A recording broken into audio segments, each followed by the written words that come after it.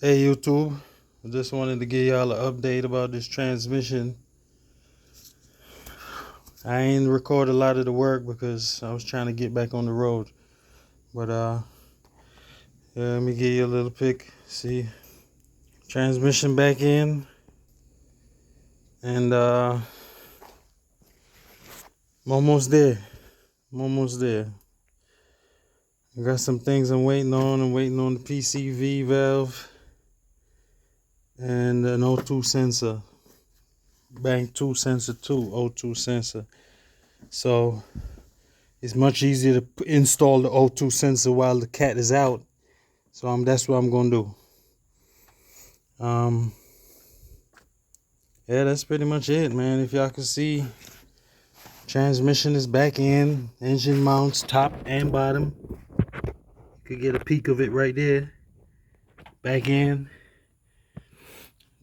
Left the subframe up, as I told y'all. Y'all don't need to kill yourself doing this work, man. If you at home in your driveway like I am on the carport, minimal tools, that's the way to do it. Subframe still intact. Tranny came out as I showed you. For you to get the transmission out, you got to take up the intake manifold, take up the fuel rail, both sides, because it gets in your way. Then this engine mount here in the front, you got to remove these 3 bolts.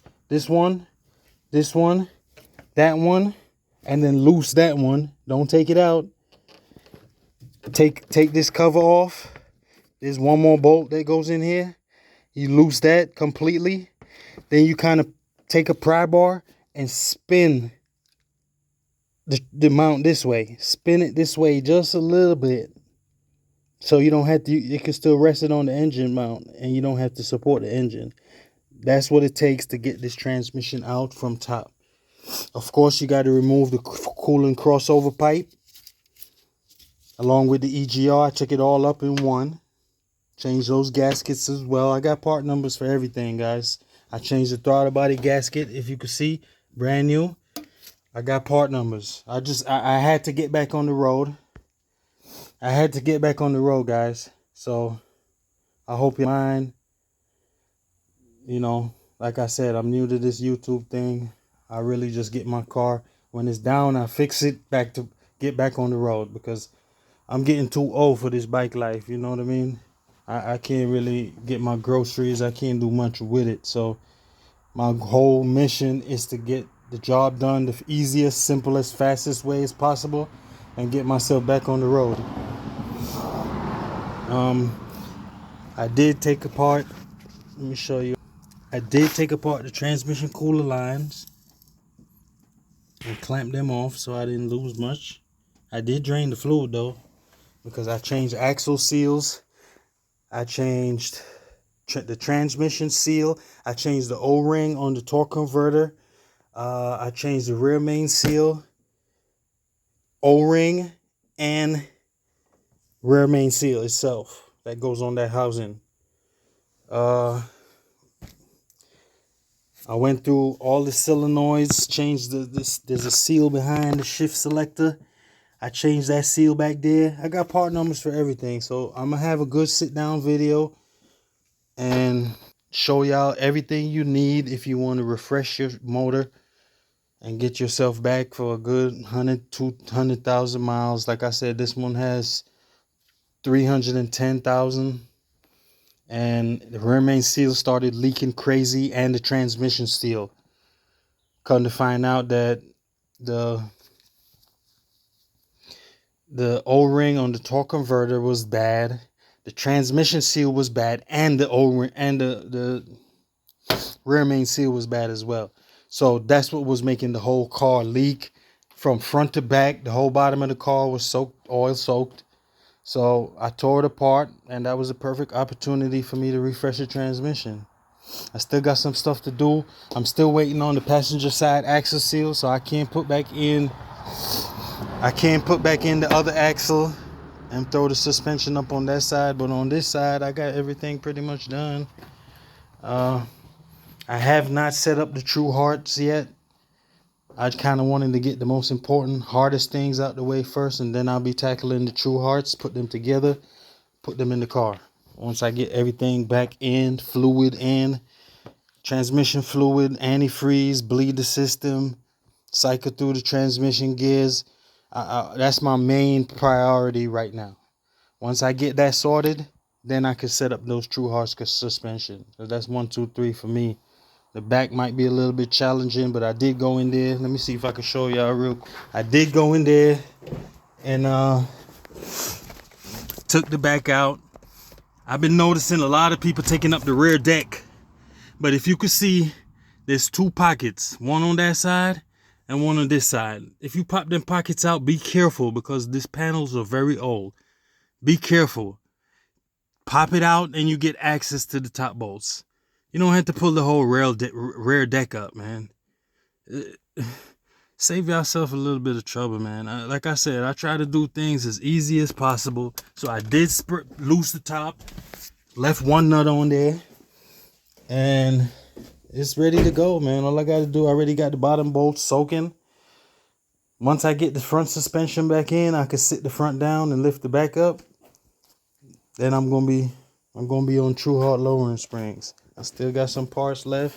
As you see, it ain't much left.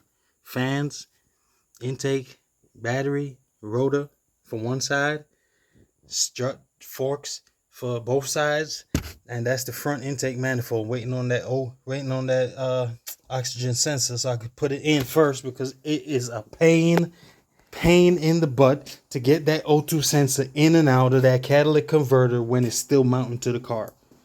Take my word for it. It is a pain, man. Fingers busting, tip of your finger. Oh, I've been through it. That's how I know.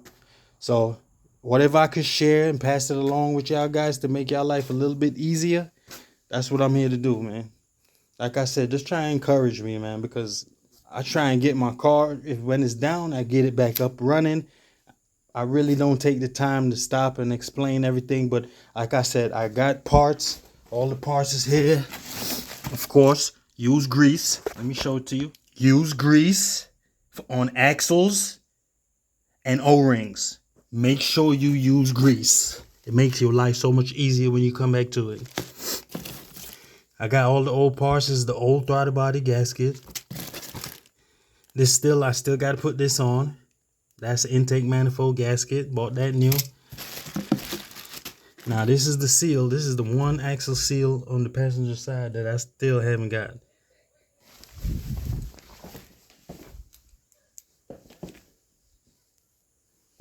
Sorry about that, guys. We got some neighbors behind some land next door. Yeah, still waiting on this axle seal for the passenger side. Then I could throw the other axle in, throw my transmission fluid in, cooling crossover pipe. This is the old one. Changed that one. And I changed this one. They both for the cooling crossover pipe. Part numbers. But like I said, don't get caught up right now. Once I get this thing done, I'm going to sit down, show y'all all the part numbers. Let's throttle body gasket. Part number. These bugs eating me alive, guys. I changed out the torque, the flex plate bolts. Changed them out because they were stripping, as you can see. Somebody used them one too many times, so I changed them all out. Put brand new bolts in.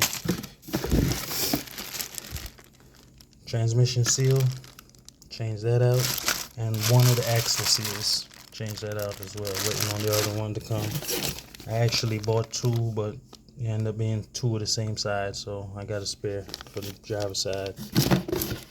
Blue Loctite, that's the most I use. I don't use red. There's no need for it. Torque it right with a little bit of blue, you're good to go. Hey guys, so stay tuned, man. I'm gonna take care of y'all, man. I'm gonna share everything that I've been through, all the part numbers and all that. And yeah, save yourself some trouble, man. Get this thing done the easiest way possible. And I'm gonna continue to share some stuff with y'all. Appreciate y'all watching all Accord Life channel. Like and subscribe, show me some love, and give me some encouragement. What y'all want to see? You got questions? Ask, man. I ain't got nothing but time to look at things and get back to y'all. Appreciate y'all. Take it easy.